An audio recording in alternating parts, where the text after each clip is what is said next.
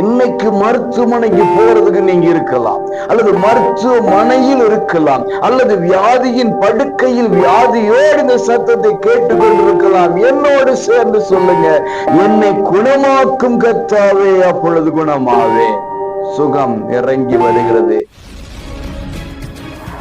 பிரியமானவர்களே, இயேசுவின் இனிய நாமத்தில் மனதார வாழ்த்துக்கள்.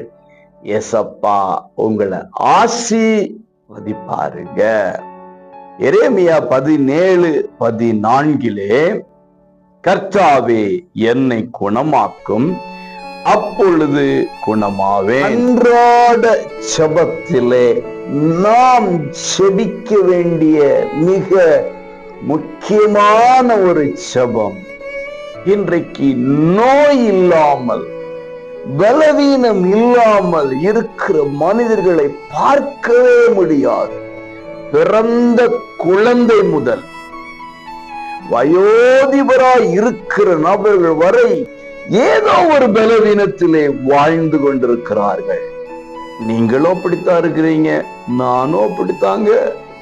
ஆக நாம் ஜெபிக்க வேண்டிய ஒரு ஜெபம், ஆண்டவரை நோக்கி கேட்க வேண்டிய ஒரு வார்த்தை, என்னை குணமாக்கும்.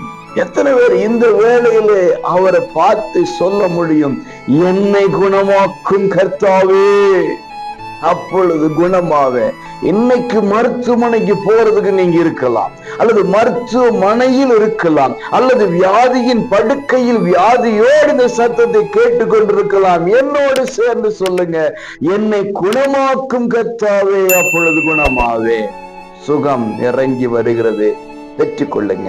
God bless you.